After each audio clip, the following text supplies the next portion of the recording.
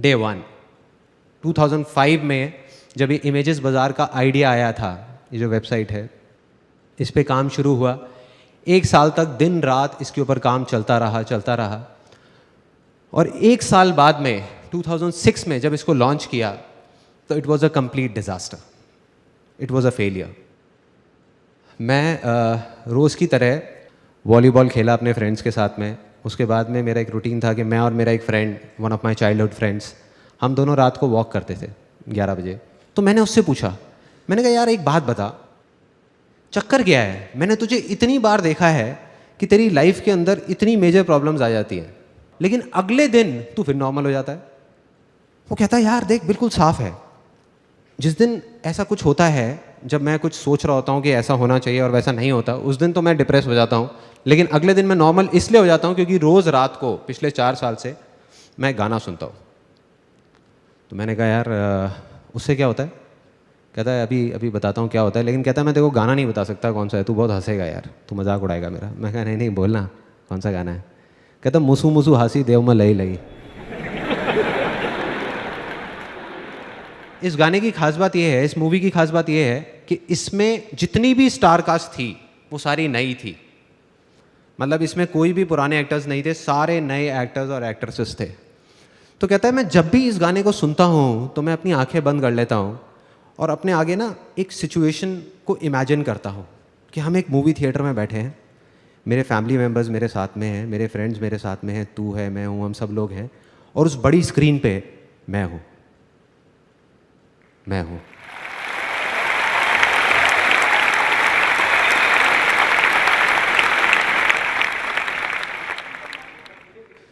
सो ये जो छोटी सी चीज़ सुनने में लग रही थी, ये मेरे को समझ आ गई थी कि कुछ बड़ा है इसके अंदर। मैं इमीडिएटली घर गया, मैंने कहा ये एक बार सुनता है ना गाना, मैं 50 बार सुनूंगा एक दिन में, देखता हूँ क्या होता है। क्योंकि मैं ना कोरिलेट कर रहा था चीज़ों को। मैंने एक बुक पढ़ी थी, think and grow rich by Napoleon Hill. किसने पढ़ी है यहाँ पे? पढ़ी है, ओके। सो उसमें एक इमेजिनेशन के ऊपर पूरा का पूरा चैप्टर था, और जब मैंने वो पढ़ी तब मैंने कुछ नहीं किया। मैंने कहा छोड़ना, इमेजिनेशन चैप्टर पढ़ा और आगे निकल गया। सुना उस टाइम पे बहुत अच्छा लगा, लेकिन आगे निकल गया। लेकिन जब प्रैक्टिकली मैंने अपने दोस्त को ये करते हुए देखा तो मैंने कहा करके देखता हूँ क्या प्रॉब्लम है। घर गया, जा करके एक सीडी पड़ी हुई थी, audio CD of one of my favourite songs. वो सॉन्ग मेरा फेवरेट होता था, उसको मैंने सुनना शुरू कर दिया लूप में लगा करके, पागलों की तरह।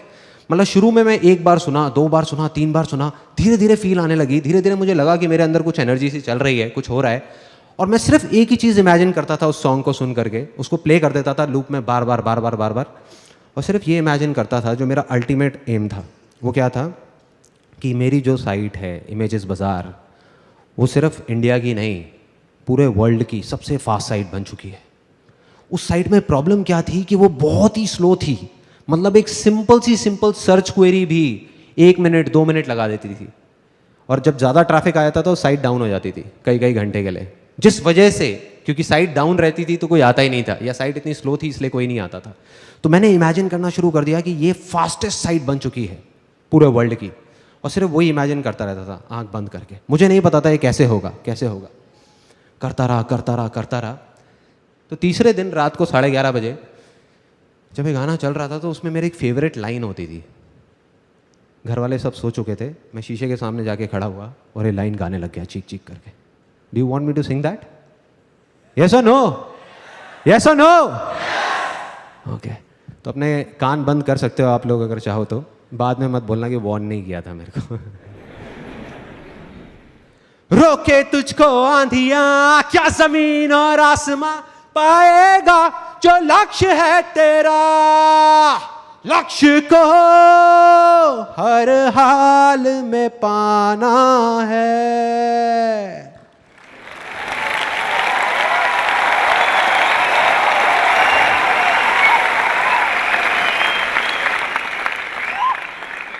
बड़ी अजीब सी लगेंगी ये बातें सुनने में, लेकिन मेरे को पता नहीं ऐसी अजीब चीज़ों में बहुत मज़ा आता है। तो ये जब किया, उधर से बाहर से मेरी मदर की आवाज़ आई, संदीप बेटे तुम अकेले नहीं रहते इस घर में।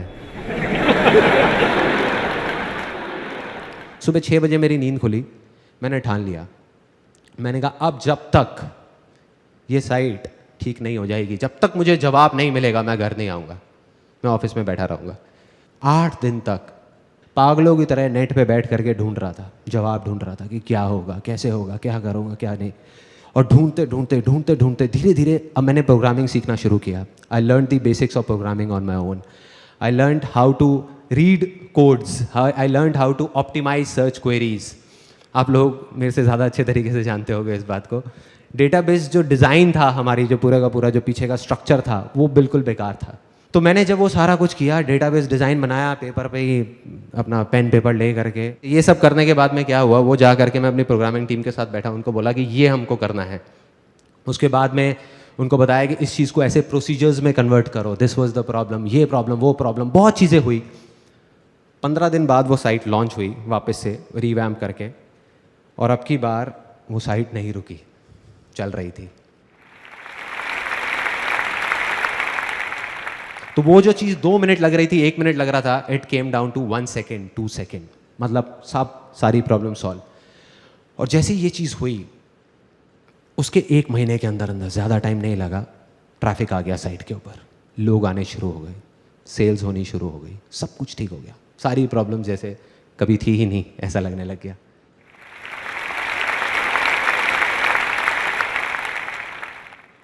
Day 2,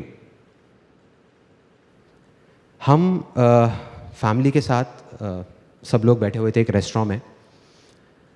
it was in the year 2007। अंदर ही अंदर कुछ चल रहा था मेरे, there was something which was going on. और वो क्या था कि हमारा जो बिजनेस था, ये जो इमेजेस बाजार था, ये ना ग्रो नहीं कर पा रहा था। It was kind of stuck at the same level. जैसे जो सेल्स जब साइट ठीक हुई उसके बाद एकदम से ऐसे गई, then it was moving like this, एक स्ट्रेट ग्राफ की तरह, मतलब it was not going like this, ऐसे नहीं हो रहा था। उस रेस्टोरेंट से जब खाना खा के हम नीचे उतरे, तो मैं गया उस रेस्टोरेंट के ओनर के पास में, जिनको हम प्यार से मामा बोलते थे, मैं और मेरे सारे दोस्त। उनके पास में गया, मैंने कहा मामा यार एक बात बताओ, यहाँ पे हमारे एरिया में पता नहीं कितने रेस्टोरेंट्स खुले होंगे, उसमें से बहुत सारे तो बंद हो गए और कुछ हैं जो धक्का दे दे करके चल रहे हैं, चलते जा रहे हैं। लेकिन आप हो, आपने एक छोटे से सेटअप से शुरू किया था, एक सिंगल छोटी सी दुकान से, और आज आपने इतना एक्सपैंड कर लिया। मतलब पहले एक दुकान थी, अब आपकी ऊपर इतनी सारी दुकानें ले ली आपने, 2 फ्लोर्स ले लिए, और आप एक्सपैंड करते ही जा रहे हो, इतनी तेजी से ग्रो कर रहे हो। भाई चक्कर क्या है, क्या चक्कर है? मतलब कुछ ना कुछ तो है ना कहानी। तो जैसे एक नॉर्मल रिएक्शन होता है, उन्होंने कहा अरे बेटा कुछ नहीं है, सब ऊपर वाले की कृपा है। मैं कहा नहीं मामा, कुछ ना कुछ है, कुछ तो है। मतलब मैं नहीं मान सकता कि ऐसे ही, मतलब ये तुक्का नहीं हो सकता, ये नहीं हो सकता। और मैंने उनके मुंह पे बोला, मैंने कहा ऐसा भी नहीं है कि आपका जो खाना है वो बहुत टेस्टी है। मैं कहा there are lot of other restaurants जिनका खाना आपसे अच्छा है, फिर भी वो इतना नहीं चल रहे। कहते लगता है तू नहीं मानने वाला। मैंने कहा नहीं। कहते 1 घंटे बाद आइयो, फिर बताऊंगा। तो मैं अपने घर वालों को ड्रॉप करके आया, उन्होंने अपना थोड़ा बहुत काउंटर समेटा, ऊपर सीढ़ियों पर जाने लगे। मैं और वो दोनों गए उनकी किचन में चले गए। फिर उन्होंने जा करके अपने आदमियों से बोला, जो भी वहाँ पे किचन में काम कर रहे थे, हाँ भाई हो गया सबका, चलो समेटो फिर। 3 लोग, उन्होंने 3 बड़े बड़े भगोने उठाए, पतीले होते हैं भगोने, बड़े बड़े बोल, उसमें एक में दाल मखनी थी, एक में ग्रेवी थी, एक में थोड़ा डार्क से कलर की ग्रेवी थी। वो उठाए और बाहर निकल गए, वहाँ से नीचे सीढ़ियों पे जाने लग गए, नीचे उतरने लग गए। नीचे गए, सड़क पे चले गए, मैं भी पीछे पीछे। मैंने कहा देखता हूँ भाई क्या चक्कर है, क्या कहानी है। सड़क पे जा करके उन्होंने तीनों ने वो ले जा करके नाली में डाल दिया। मेरे को समझ नहीं आया, मेरे को अभी भी क्लियर नहीं हुआ। मैंने कहा ये क्या है मामा, ये इससे आपकी सक्सेस का क्या कनेक्शन है? तो उन्होंने एक ऐसी लाइन बोली कि मैं हिल गया, कि मैं हर रोज अपनी तसल्ली के लिए अपने पैसे को नाली में बहा देता हूं। उन्होंने बोला और वहां से चले गए। मैं वहीं खड़ा रह गया, मैं सोच रहा था, मैंने कहा इसका क्या मतलब है। मैं घर गया, नींद नहीं आ रही थी, सोचता रहा, दिमाग चल रहा था। मैंने कहा इसको ब्रेक कर करके समझना पड़ेगा, एक बार में पूरा समझ नहीं आएगा। तो उसका पहला पार्ट कि मैं हर रोज, मैंने कहा समझ आता है, इसका मतलब यहां तक समझ आता है, अपनी तसल्ली के लिए, ये सेकंड पार्ट था उसका। मतलब कि वो ये जो कर रहे हैं वो अपनी तसल्ली के लिए कर रहे हैं। इसका क्या मतलब हुआ कि वो किसी और की तसल्ली के लिए नहीं कर रहे। कोई और कौन? मैं, जो उनके रेस्टोरेंट में खाना खाने जाता हूँ, या मेरे जैसे और बहुत सारे लोग, मतलब कि उनके कस्टमर्स। यहाँ पे बात कर रहे हैं सेल्फ सेटिस्फैक्शन की, ये अपनी तसल्ली की बात कर रहे हैं, कस्टमर सेटिस्फैक्शन की बात नहीं कर रहे। और मुझे धीरे धीरे समझ आने लगा हमारी प्रॉब्लम, कि हमारी प्रॉब्लम क्या है, इमेजेस बाजार की प्रॉब्लम क्या है, कि हम कस्टमर सेटिस्फैक्शन पे जा करके रुक गए हैं, अटक गए हैं। कस्टमर सेटिस्फाइड हो गया, शांति से बैठ जाओ ना। तो इस वजह से हम शांति से बैठे हुए थे, हमने कहा हाँ सब सही है सही है सही है। तो यहाँ पे समझ आने लगा, मेरे को समझ आने लगा कि मुझे क्या करना है। और उसका जो लास्ट पार्ट था उनके डायलॉग का, कि मैं अपनी तसल्ली के लिए अपने पैसे को नाली में बहा देता हूँ, इस डायलॉग ने मुझे हिला के रख दिया अंदर तक। ये मेरे को समझ नहीं आ रहा था। हमारी फैमिली में, मतलब मेरी फैमिली में क्या होता है कि अगर हम एक स्कूटर भी खरीदते हैं ना, तो उसकी जो पॉलीथिन्स हैं वो 1 महीने बाद उतारते हैं। मतलब इतना हम पैसे को बचा बचा करके चलते हैं। सिर्फ एक ही चीज़ सुनी है, सीखी है बचपन से आज तक, money saved is equal to money earned, कि बेटे पैसे को बचाओ, पैसे को बचाओ। तो इस तरीके से मैं चल रहा था। और दूसरी तरफ ये आदमी क्या बोल रहे थे कि पैसे को नाली में बहा दो। समझ आया, मैंने कहा कि यही दम चाहिए, ये करना है किसी तरीके से, और अगर मैंने ये कर दिया तो काम हो गया। मैं गया, जा करके अपने ऑफिस में सबकी मीटिंग बुलाई, जा करके उनको बोला, मैंने कहा अब से हमें अपने पैसे को नाली में बहाना है। तो सब मेरी शक्ल देख रहे बैठ करके, कहते ये क्या बोल रहे हैं। मैं कहा ओ सॉरी सॉरी सॉरी, मैं समझाता हूँ कि हमें क्या करना है। हमें अब से अपने सेटिस्फैक्शन के बारे में सोचना है। तुम्हारा सेटिस्फैक्शन, मेरा सेटिस्फैक्शन, हमारा सेटिस्फैक्शन। एक दिन में हम अगर 100 इमेजेस भी शूट कर सकते होंगे तो हम सिर्फ 25-30 इमेजेस करेंगे। लेकिन वो 25-30 इमेजेस ऐसी होनी चाहिए कि आंखें फट जाएं देख करके, तुम्हारी भी और मेरी भी। तुम सिर्फ ये बताओ कि तुम्हें किस तरह का शूट करने में मजा आएगा, ऐसा क्या होना चाहिए कि तुम्हें मजा आए। छोड़ो क्लाइंट को, छोड़ो मुझे, पैसा कितना भी लग जाए, बह जाए, कोई टेंशन नहीं है। कहते सबसे पहले हमको फोटोग्राफी इक्विपमेंट्स जो हैं वो नए लेने होंगे। अभी हम इंडियन यूज़ कर रहे हैं ज़्यादातर, लाइट्स और ये वो सारी चीज़ें। कहते वो अगर हम इंटरनेशनल ले लेते हैं जो बहुत एक्सपेंसिव है तो हमारी क्वालिटी बढ़ सकती है। मैंने कहा ले लो, डन। मैंने कहा कल ही लो, परसों तक भी नहीं रुकेंगे। वो हो गया। मैंने कहा और क्या कर सकते हैं। कहते और हम जो लोकेशंस हायर करते हैं अपने शूट के लिए, वो अभी हमारा एक बजट है 5-7 हज़ार रुपये का, अगर हम उसको बढ़ा देते हैं। मैंने कहा कितना बढ़ाना है। कहते 20-25 हज़ार रुपये में बहुत अच्छी लोकेशन आ सकती है। मैंने कहा करो। मैंने कहा इंडिया से हम फॉरेन में मॉडल्स लेकर के जाएंगे, वहाँ जा करके शूट करेंगे, करो। ऐसे हर चीज़ का बजट बढ़ा दिया। एक्साइटमेंट किस लेवल पे था, I can't express it in words. उस टाइम पूरी की पूरी टीम का, सबको इतना मज़ा आ रहा था। रोज़ एक ऐसा शूट निकल के आ रहा था जो पहले वाले से लाख गुना बेटर था। 2 महीने बाद पूरी की पूरी ये नई कलेक्शन हमने लॉन्च करी अपनी साइट पे, and you won't believe it, उसके 1 महीने के अंदर अंदर हमारी साइट पे, जब मैंने पीछे एनालिटिक्स से देखा, ट्रैफिक 10 गुना बढ़ गया, 10 टाइम्स इन 1 मंथ। इमेजेस बाजार बिकेम अ सक्सेस। डे 3, दिमाग मेरा बन चुका था एक एंटरप्रेन्योर का। एंटरप्रेन्योर, बिल्कुल एक एंटरप्रेन्योर की तरह सोच रहा था कि ये जो हमारा बिजनेस है इमेजेस बाजार, चाहे कितना भी अच्छा हो, बट हम एक नीश सेगमेंट में ऑपरेट कर रहे हैं। So there is a limit to where we can grow. साल का अब हम 30-40% से ग्रो कर सकते हैं, बट अगर हम एक्सपोनेंशियल ग्रोथ की बात करें तो वो नहीं हो सकता। अगर मैं ये चाहूँ कि इसकी रेवेन्यूज़ को यहाँ से बढ़ा करके 10,000 करोड़ कर दूँ तो नहीं हो सकता। उसके लिए एक आइडिया आया, उस आइडिया पे काम करना मैंने शुरू किया। ऑलमोस्ट 5 महीने तक मैंने काम किया दिन रात उस आइडिया पे। I'll tell you that idea, वो क्या था। It was very simple. Air purifiers, India में हर घर में आज की डेट में एक वाटर प्यूरीफायर है, बट एयर प्यूरीफायर का किसी ने नाम तक नहीं सुना है। On the other hand, penetration rate of air purifiers in countries like North America is more than 30%. In Japan, it's more than 17%, and it's growing like anything in all over the world. India में अभी तक एक भी ऐसा brand नहीं है, या ये कह लो कि ब्रांड रिकॉल नहीं है किसी भी ब्रांड की। So the plan was ready, business plan was ready, market research हो चुका था, marketing strategy was ready, investors were ready, and I was 110% sure कि आने वाले 10 साल के अंदर अंदर it's going to be $1 billion company in terms of valuation. दिमाग ऐसे सोच रहा था, दिल कह रहा था कि मैंने अपने आप से एक कमिटमेंट किया था जब ये कंपनी शुरू भी नहीं हुई थी इमेजेस बाजार, उससे काफ़ी साल पहले, जब मैं अराउंड 22-23 साल का था, कि अगर मैं ज़िंदगी में कभी कुछ बन गया, तब मैंने और बहुत सारे काम किए थे, बहुत प्रॉब्लम्स आ रही थी, फैमिली की कंडीशंस काफ़ी ख़राब थी। तो मैंने कहा था अपने आप से कि अगर मैं कभी कुछ बन गया ज़िंदगी में, तो मैं अपने तक नहीं रखूँगा उन सारे एक्सपीरियंसेस को, शेयर करूँगा पूरी दुनिया के साथ, वैसे लोगों के साथ जो मेरी तरह ही कुछ करना चाहते हैं। 2:30 बजे रात के, it was again a turning point of my life.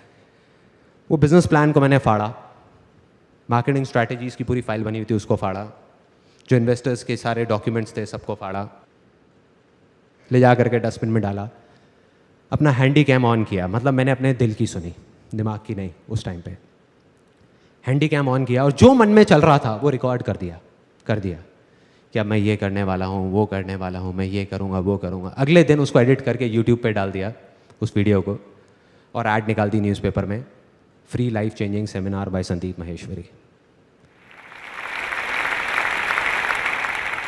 और एक ऐसी चीज़ करी जिसका मुझे कुछ नहीं पता था क्या होने वाला है, मन में डर था, बहुत कुछ था, लेकिन मैंने सिर्फ अपने दिल की सुनी, क्योंकि पूरी ज़िंदगी मैंने यही किया था। तो मैंने कहा अब मैं अपने दिमाग की नहीं सुनने वाला। और उसको करना शुरू किया। शुरू में बहुत छोटे लेवल पे, ऑफिस में ही एक छोटी सी जगह बना ली, वहाँ पे सिर्फ 20-25 लोग आते थे। मतलब कुछ था, मुझे नहीं पता था इसको करके क्या होने वाला है, पागलपन था, बेवकूफ़ी थी। ऑफिस में भी सब सोच रहे थे क्या हो रहा है, क्यों हो रहा है, घर वाले कह रहे थे क्या कर रहा है, क्यों कर रहा है, फ्री के सेमिनार्स, क्या फंडा है यार, और open to anybody and everybody, कोई भी आए, कहीं से भी आए। पहले 25 लोग आए, धीरे धीरे वर्ड ऑफ माउथ स्प्रेड हुआ। उसके बाद में 30-40 लोग आने लगे हर हफ्ते, 50 लोग आए, 100 लोग आए। उसके बाद में जगह कम पड़ने लग गई, तो हमने एक ऑडिटोरियम हायर करना शुरू कर दिया दिल्ली में। वहाँ पे हर हफ्ते के 400-500 लोग आते थे। उसके बाद में finally 20th October I conducted my last life changing seminar. और मुझे वो मोमेंट याद है जब पूरा स्टेडियम भरा हुआ था और मैं वहीं साइड में खड़े होकर के देख रहा था। It was kind of unbelievable for me. मुझे समझ नहीं आ रहा था ये हो क्या रहा है, कहाँ कहाँ से लोग आ रहे हैं, कौन कौन है, मैं किसी को जानता नहीं, पहचानता नहीं। और जब मैं वहाँ से नीचे उतरा तो लाइफ में पहली बार मैं रोया था।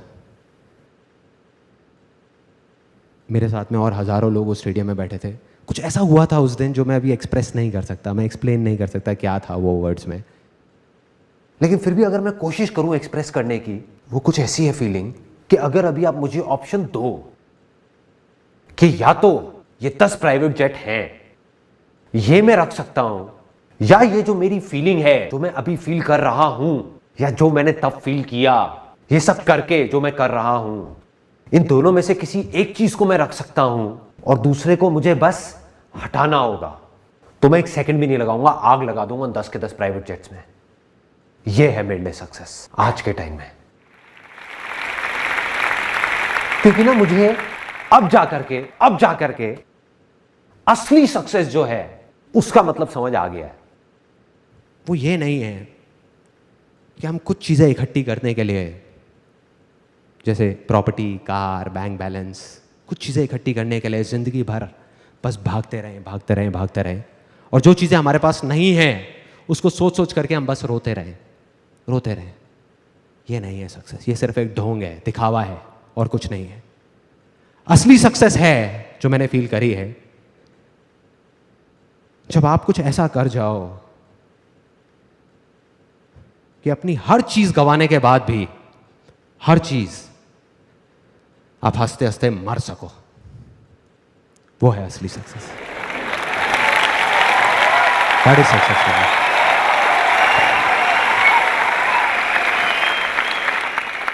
थैंक्स।